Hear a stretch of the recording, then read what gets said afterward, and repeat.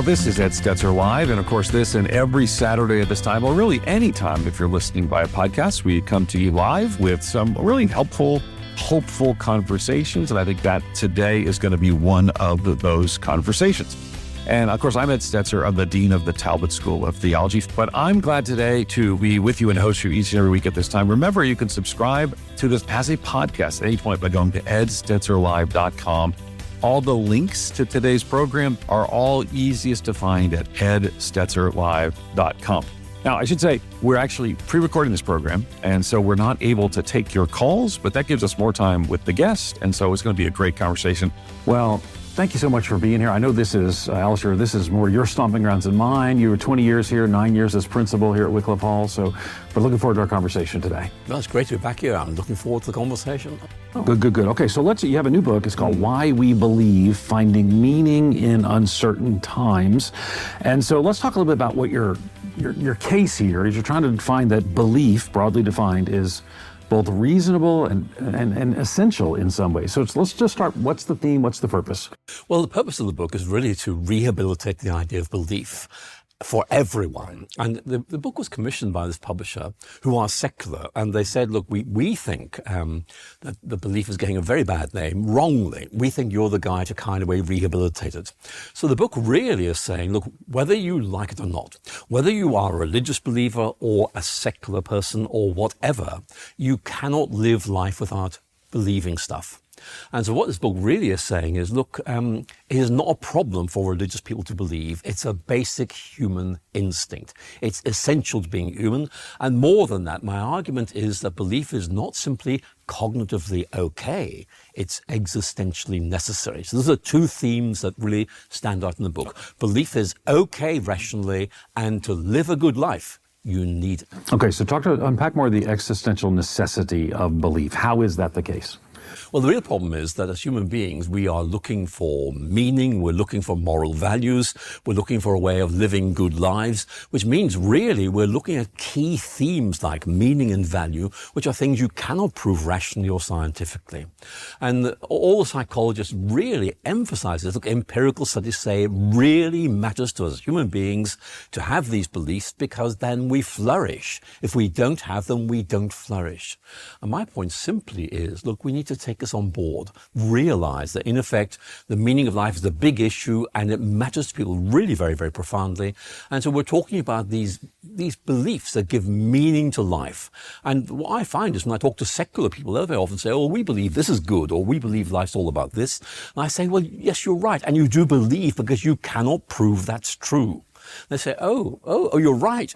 So it's a really important idea. Okay, so contrast that to resilient doubt that we sometimes see among younger generations. How does that push back on that idea?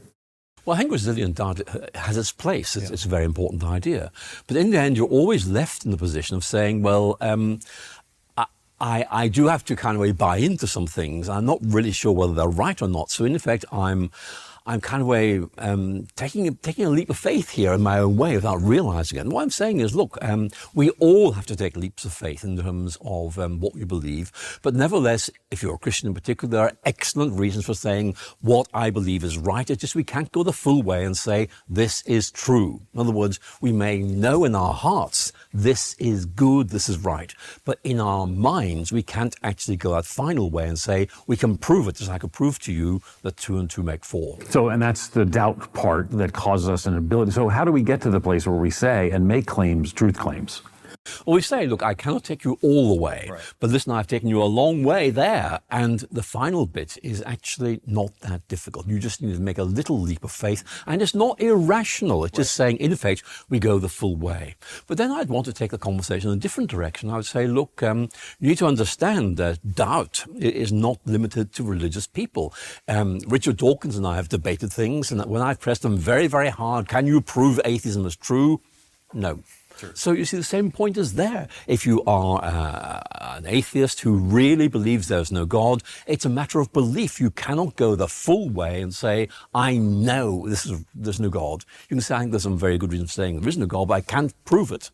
And so what I'm saying is, look, to Christians, realize you are not in a kind of problematized category. Everybody has the same problem.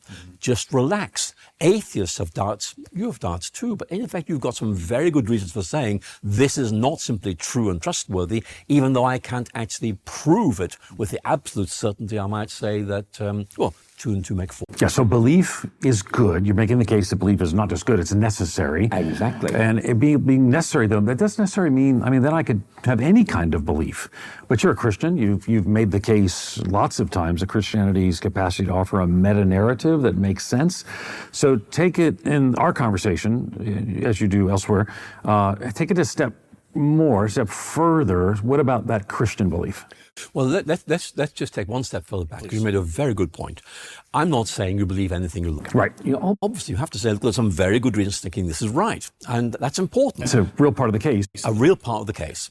But you're right to move on and talk about Christianity. Why do we, in effect, see Christian belief as being a special category, a very important category? And why am I a Christian, not an atheist?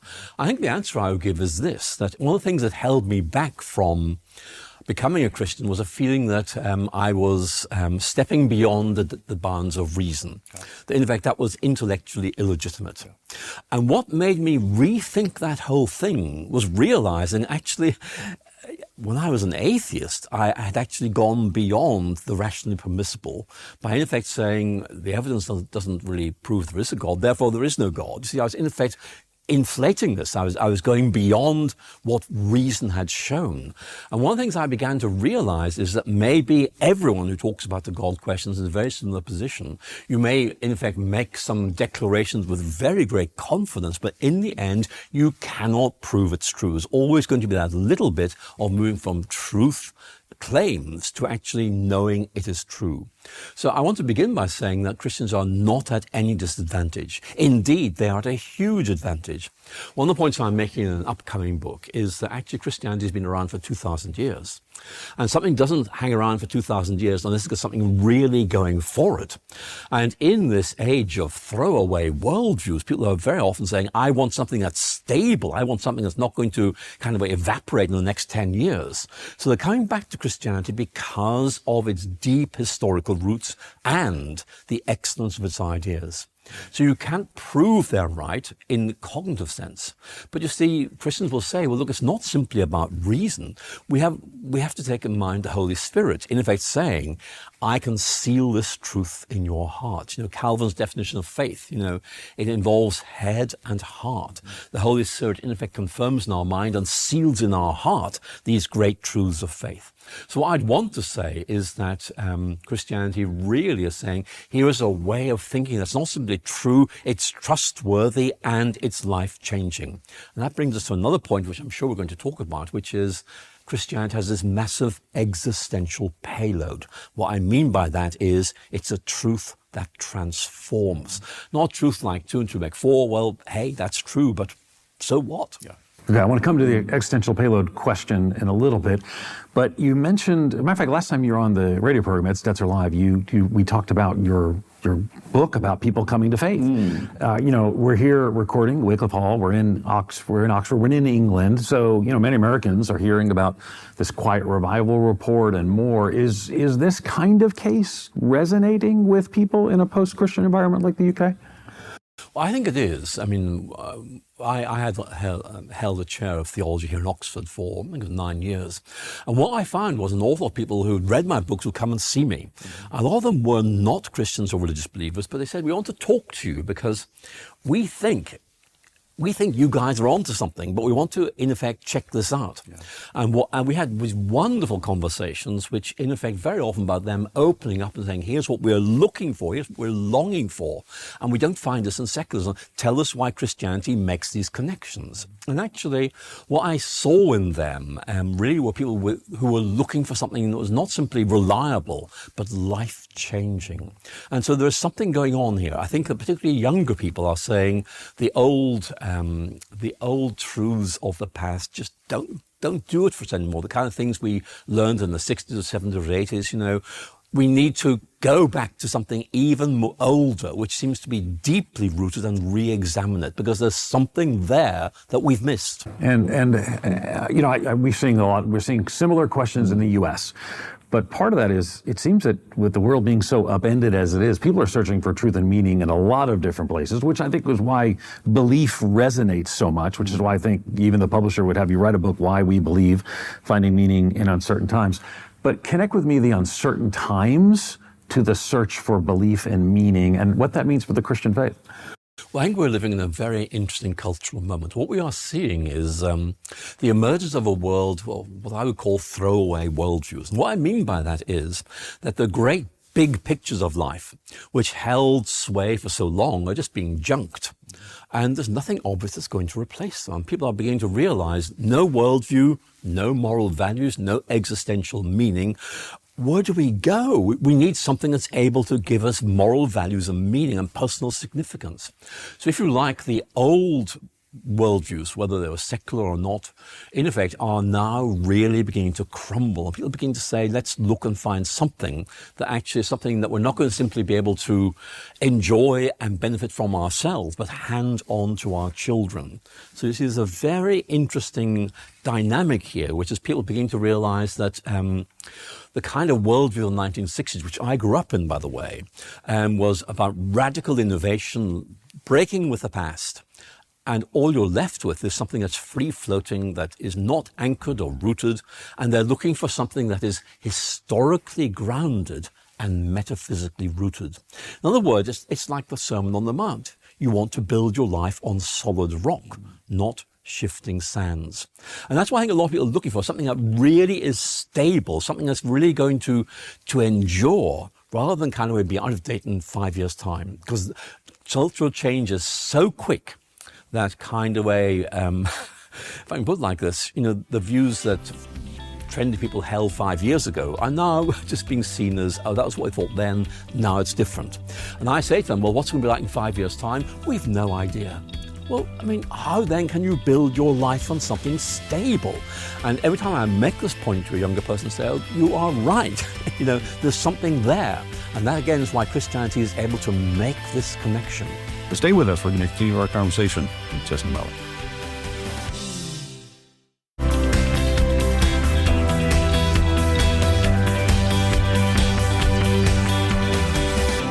All right, hey, we're back. Ed Stetzer Live. I'm Ed Stetzer. A lot of times in your writing, you emphasize the meta-narrative, Christianity's capacity to offer a meta-narrative that makes sense of the human experience. Talk to us a little bit about that in this current cultural moment in the West. What is that? What's that opportunity for us? Well, that really is a very good question. I think that the Christian meta-narrative is really important for two reasons. One is it's saying, here's a story that makes sense of things. It's a story that makes sense of every story that's ever been told. It kind of gives us this big picture. So in effect, it really is saying this makes sense of the world. It makes sense of individual human beings. That's very important. But it does something else as well. And here's the critical thing. It says, look, your story can become part of that bigger story. And by doing so, it really brings you dignity and meaning and significance. And the example I always give to make this point with people is Lewis's Chronicles of Narnia. Yes. And so I say to people, look, imagine The Lion, the Witch and the Wardrobe. I mean, the children discover the story of Narnia. And then they begin to fit into it. They realize they can help it move ahead. And as they begin to do that, they find they're significant. They're making a difference. They have purpose. They have all these virtues which suddenly make life meaningful. And that's one of the things about Christianity. It's not about making sense of the world. It's about making sense of us as people and saying, here is what you are meant to be doing.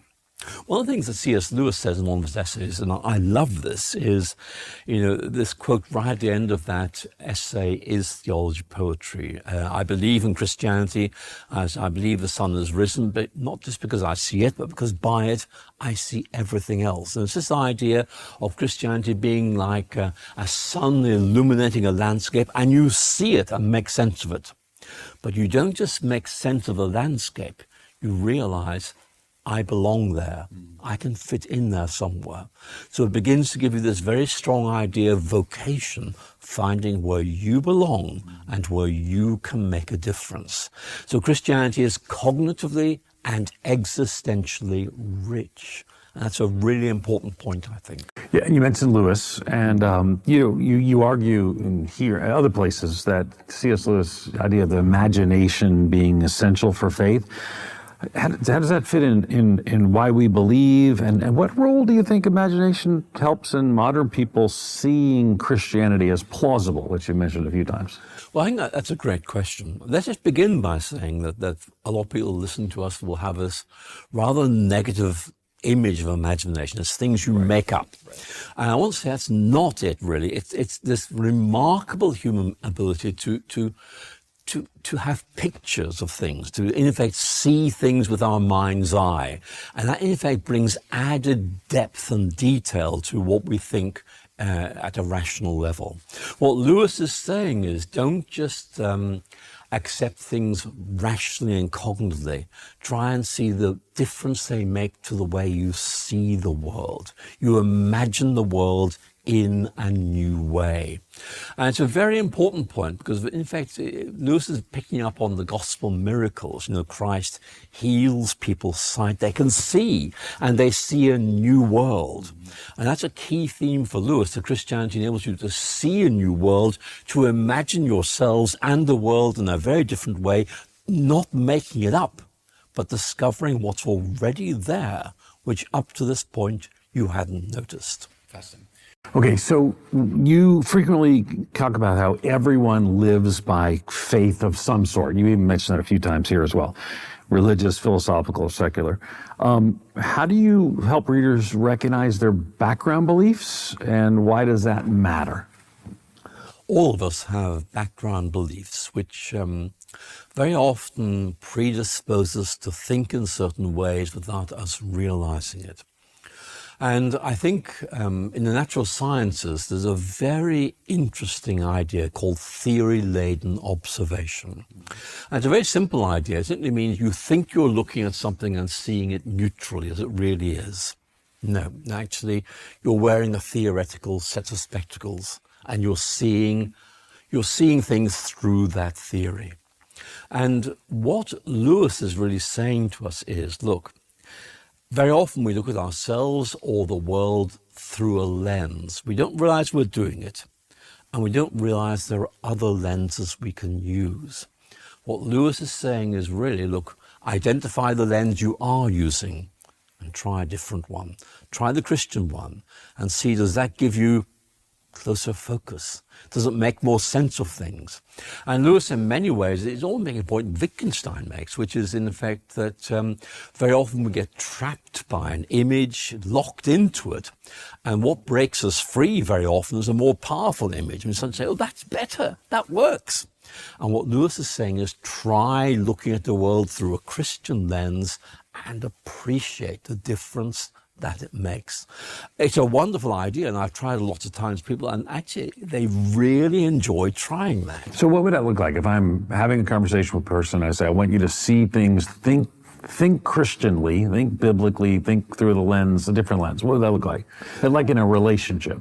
Well, I'd say, look, let's talk about your life. I mean, I'm sure it's a wonderful life, but, you know, using a secular lens, what does it look like? And the answer is you are simply made of atoms and molecules. Your life is insignificant. There's no big picture. There's no meaning. There's no moral values. You're happy about that.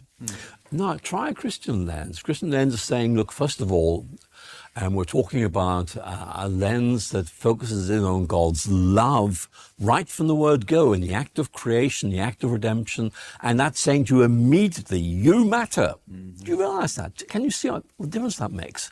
And goes further and says, it's not simply that you matter, but there's something that you can do. You have purpose. And more than that, that in effect, God is giving us this big vision of reality, which is like walking through a landscape, and you know there's a destination. You know you're going somewhere. In other words, you're walking and not just wondering what on earth is happening, but rather I know where I'm going. I'm going home. And the God who loves me and redeemed me is accompanying me as I make my way home. And you think of Psalm 8, the Lord's my shepherd, or Psalm 8, which is a wonderful meditation on the vastness of the universe, but the love of God within it. And all these are saying, look, there's a different way of looking at things. So what I'd want to say is that very often people will say, well, there is only one way of looking at things. It is that there is no meaning, there's no point, there's no purpose, I am valueless. I'm saying there are alternatives. It doesn't have to be this way. Try a Christian lens, try talking to your Christian friends, and see what difference that makes.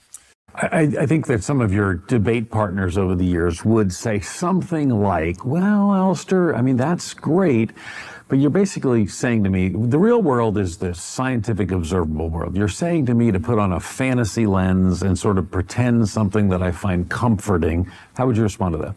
Well, first of all, I think that really is a good question. Here's how I'd respond. I would say that science is wonderful in that it does try to give us an objective, neutral view of the world using only empirical methods. And I want to say, as a former scientist, I love that. But that means science is limited. There are certain places it cannot go. It cannot talk about things like the meaning of life. It cannot talk about moral values, for example, because these both lie beyond the scope of the scientific method.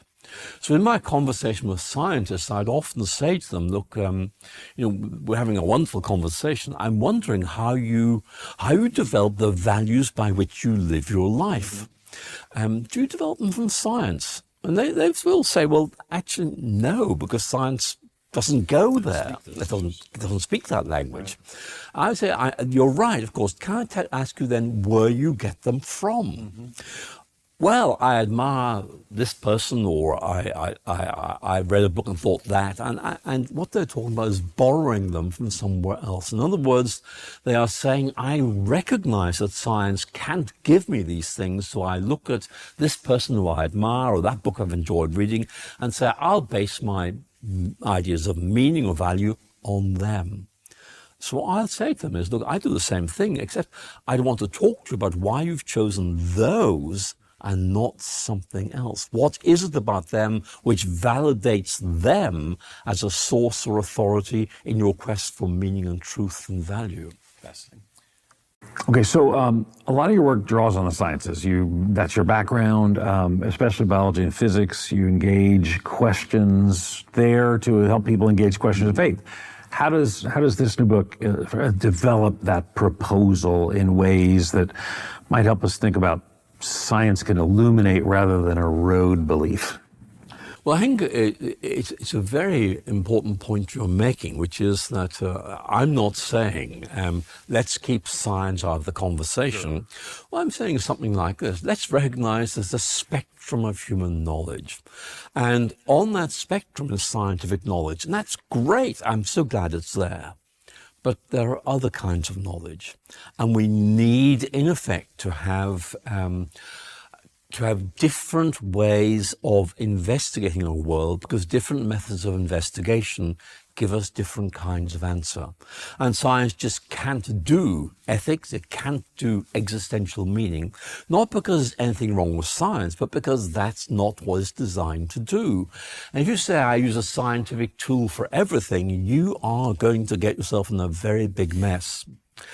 Going back to COVID, I mean, COVID outbreak was dreadful, but I used a thermometer every day to check my temperature. Okay. It was a very good idea. Supposing I argued to you like this, my thermometer is absolutely wonderful. It tells my temperature so reliably. Because it's such a good tool, I'm going to use it for everything, for moral values, for the meaning of life.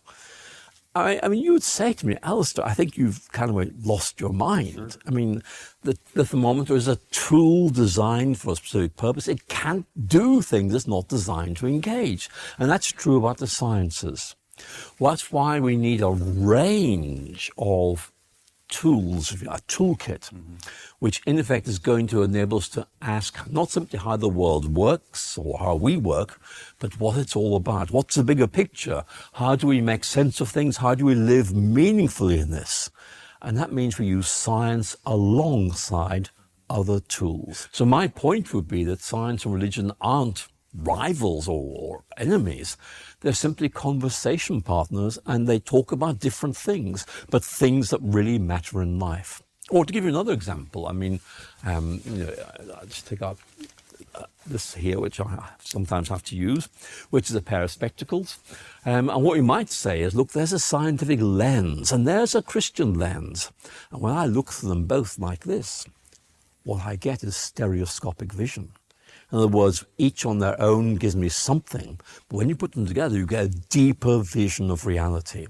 So my argument is really that to appreciate this world to its maximum, to live life to the full, we need many toolkits, and one of them has to be Christianity, because that gives you the really important answers that we need to live meaningfully in this world. Stay with us. We're going to continue our conversation in just a moment.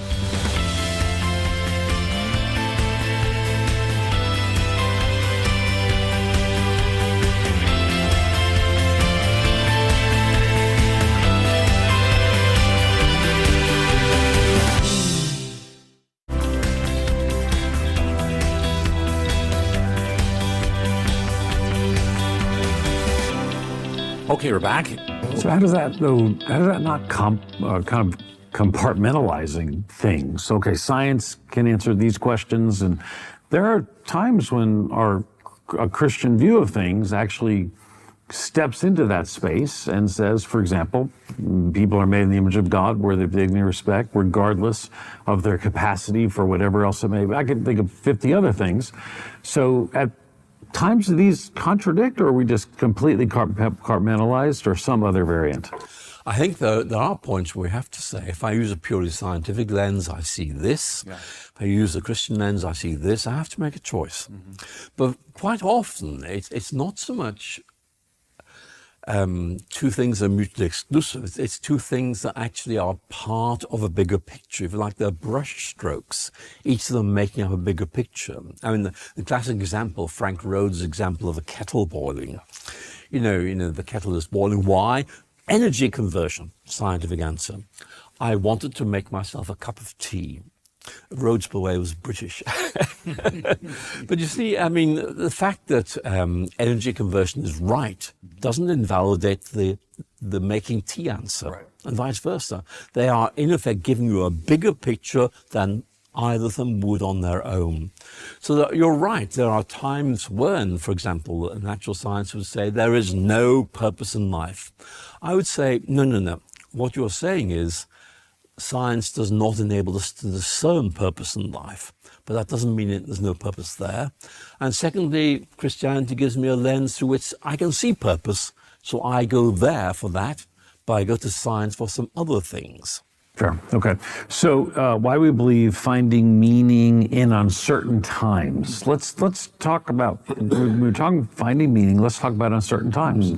You mentioned that you grew up in that milieu of the 60s. It sort of feels like the world goes through cycles and everything sort of unravels, and we seem to be in a time of unraveling.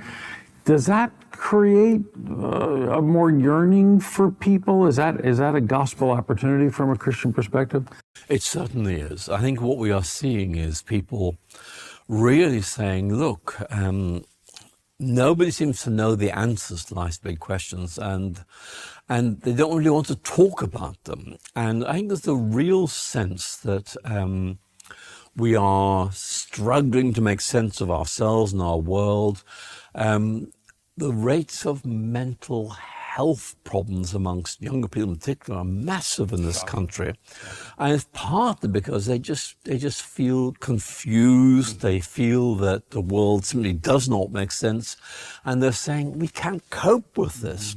So I think we really are in a cultural moment where people are uncertain and are wondering, are there any answers to be had? And very often they're quite negative and dismissive. We've had these answers before, they haven't worked, therefore anybody who gives an answer is in effect setting you up for failure. It's like Arthur Koestler, who began as a Marxist and then got completely disillusioned, and instead of looking for a different worldview, said all worldviews in the end just disillusion and disappoint. My argument is, no, we have to look for something that works, something that has, in effect, metaphysical grounding and historical depth. And again, those are two key virtues of the Christian faith we need to keep emphasizing. This is not something that's been invented in the last 10 years. It goes way back. And it's not me saying, I've had this brilliant idea, I'm inventing this. It's me saying, look, there's something bigger, deeper, and richer here. And this is what Christianity is responding to. And this helps us to shape our lives in its likeness. These two things, say them again. The things are basically being rooted in history and being grounded in metaphysical, something that's deep. Why are both of those so important? Because in effect, one is saying it's not just going to be here for a moment. There's a long history of people reflecting on this, giving us their ways of understanding it. And so we can draw on this rich tradition of interpretation and say, that sounds good. For example, you read Jonathan Edwards, one of America's best theologians in the 18th century, and you say, hey, this guy really is good at explaining this. And you're going back, 300 years? But nevertheless, there's a history of interpretation. That means you've got options as you think this through. But more than that, it's not a fly-by-night worldview. It's been around. And that means people have found it satisfying. And in an age, people are saying, what we have does not satisfy. There has to be something better than this. I think we have a very good moment for saying, let me tell you about one that seems to work rather well. It's been around for a very long time, but I want you to see this kind of 2,000-year history not as a burden, meaning out of date, but rather something that's been so powerful and significant, it's endured for 2,000 years because it's got some very good answers to the big questions we're asking. So, and I do think, the answers to questions, I think those are things that are resonating in a time that's filled with questions and answers are bad. How then do you address, though, because we can look at science, we can build on philosophical questions, worldview questions. The truth claims are pretty stunning. There was someone who was dead on Friday and back from the dead on Sunday. Miracles. How do you address those, which are just so unbelievable to a world that is skeptical about such claims? Well, I think we have to say that in many ways discussions of miracles stand in the shadow of the Enlightenment, which in effect was saying, look, in effect, we have these laws of nature and that you can't break these. Nowadays, we'd be much more skeptical about that. We'd say, no, these aren't laws of nature. These are descriptions of what seems to happen in the natural world. And someone like David Hume, who does talk about laws of nature, actually was also an inductive skepticist, which means he had to realize that up to this point, this has not happened, but that does not mean it cannot happen. It just means that it hasn't happened yet. So we've got to be careful about this. And so when you look at the resurrection in that kind of framework, then you're playing a different ball game. You're saying, in effect, that this is something that does not normally happen. And if it did happen, it'd be really quite extraordinary and deeply significant. And that is what the first Christians experienced, something that had happened. But if it had happened, it was of such significance, it in effect changed everything. So I think we need to try and see it in that way of thinking.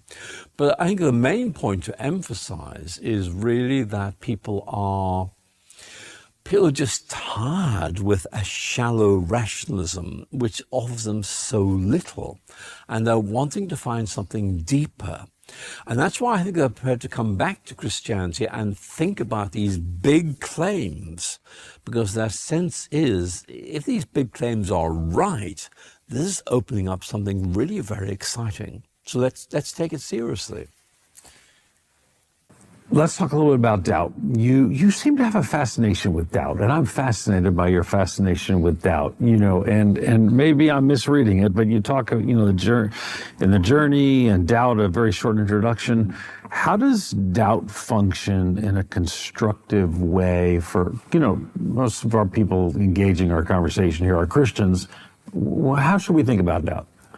Well, I think the important thing to say about doubt is that it really is normal for anybody who's committed to a worldview. And that's one of the reasons why I emphasize that atheists have doubts as well. I mean, I have several good friends who are atheists and will say that we cannot actually prove this is right. And there are some very intelligent people who are Christians, we know, and so that does make us wonder whether we might be wrong. In the end, they say, no, I think we're all right. But they have these doubts, and that's very important. I think the point I'd want to make is that very often we do see doubt as something A, specific to Christians, and B, a negative thing. It's not specific to Christians. Forget that. It is a human response to having to make sense of a world where we can only go so far and then have to stop and have to say, we don't know the answer to these questions, or the answers we think we have might not be right. So in effect, that's normal. So this is a problem for humanity, not just for Christians. But I think there's a very important point actually in relation to Christianity. And there's a wonderful phrase in 19th century preacher, George MacDonald. And he's saying, when you see a new territory or a new landscape, it's so vast that your initial response is simply to be overwhelmed by it, and you can't really take it in. And you begin to doubt the reliability of your engagement. In other words, what he's saying is, when you see something new and exciting, then doubt's going to be part of your response because you're not sure you can take it all in.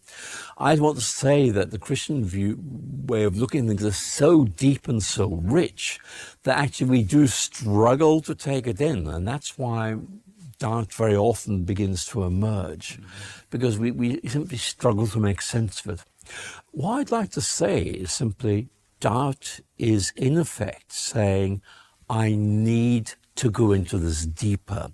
My present understanding of this is not good enough. Doubt is an invitation to explore, to go deeper. And my own experience, which may not be representative, but it is my experience, is that my own doubts of certain doctrines, like the doctrine of the Trinity, to give you a very good example, led me to say, right, I'm going to look into this properly. And when I'd done that, I came out and thought, this makes sense. So in effect, what I want to say is maybe doubt can be a kind of spiritual growing pain. It's saying there's something here you haven't really fully understood. Why not read some books or talk to some friends and just see if you can move ahead on this? Stay with us. We're going to continue our conversation in just a moment.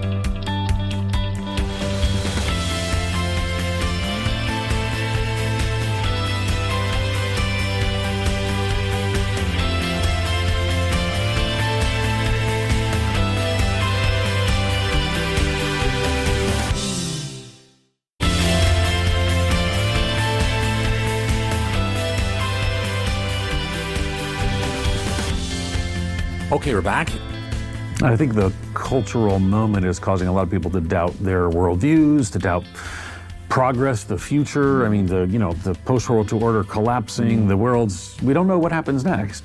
So that does seem to be an opportunity for gospel sharing.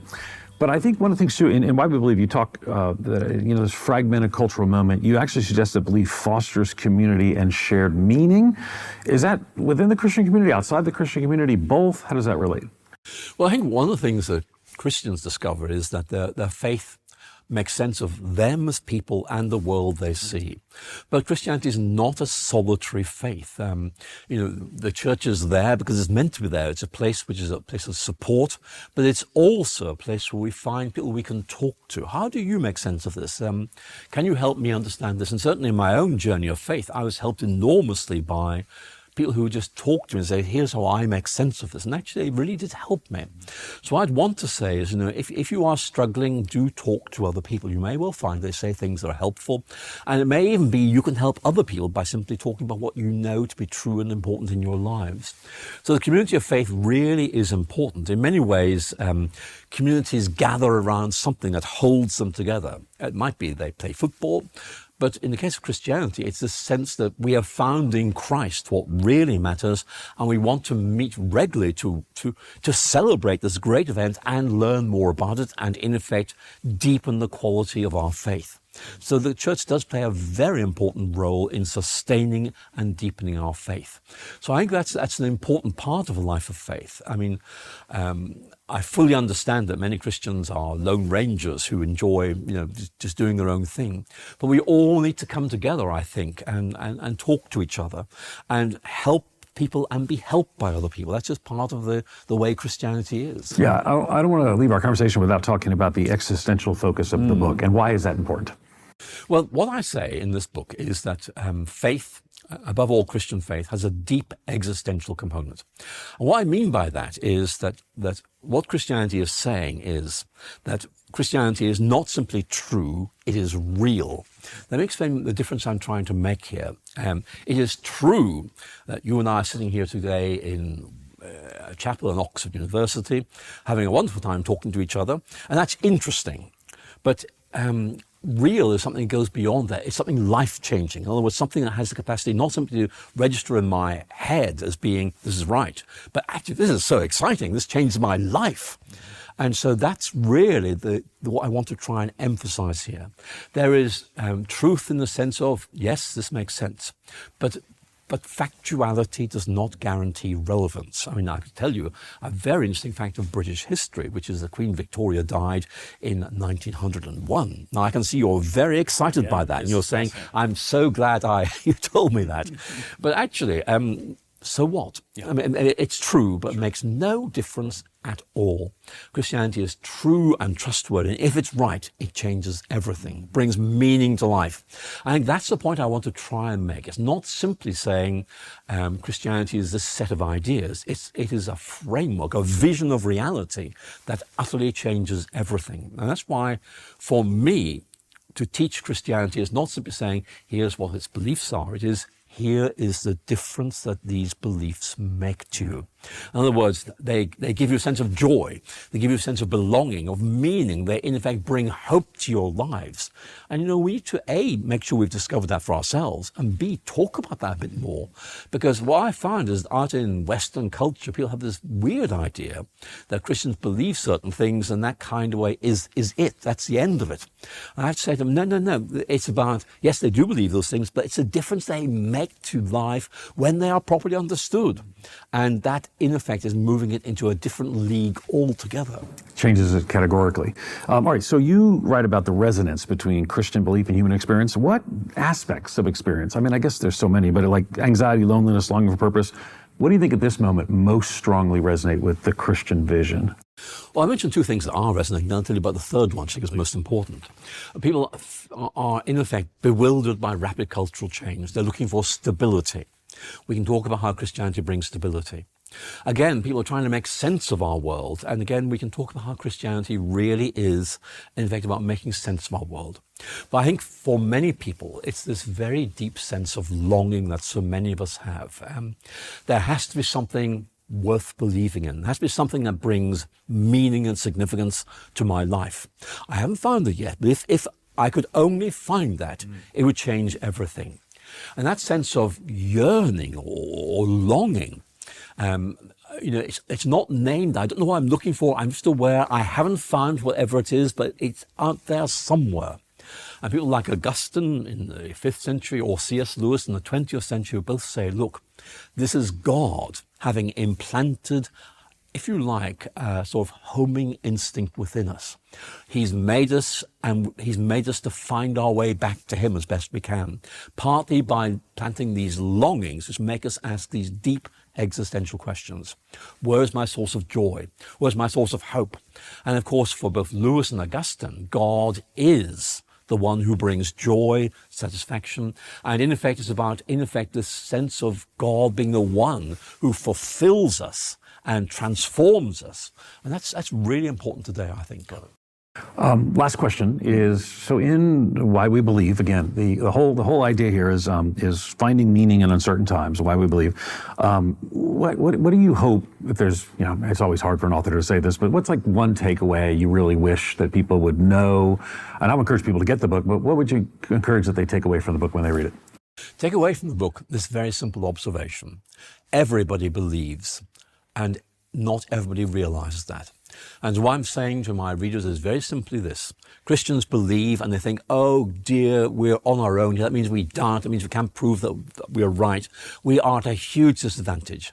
I'm saying no. This is a human issue. Anything that really matters goes beyond proof. I can prove really shallow truths, but not deep truths of meaning or moral value or purpose. So either you shut them out and say we can't answer those questions, or you say, we in effect say we recognize in answering them we go beyond what reason and science can prove, but it's worth it. You aren't believing anything you want. It's about recognizing there's some very important clues in our world about what that meaning is and where these quests take us. So I want to say to anybody reading this book is realize, yes, Christians believe, but at least we're honest about it. Everybody else does. And the key point is we have a transformative belief where we can talk about the difference it makes to us. Whereas for many other people, it's a purely factual belief. These are things that are right. We're talking about in Christianity something that changes life utterly. And that's really exciting and important. Thanks. Good time. Good conversation. Let me also thank my behind-the-scenes team at Moody Radio for their good and important work. My producer is Karen Hendren. My engineer is Merle St. James. And my associate producer is Lisa Jemke. Since we're pre-recording, no one on the phones today, but that's normally Cheyenne, who's also awesome as well. We're going to hear today's program again. Go to edstetzerlive.com or the Moody Radio app. You can also connect with us through Facebook, Twitter, and Instagram, all at Ed Stetzer Live. Ed Stetzer Live is a production of Moody Radio, a ministry of Moody Bible Institute.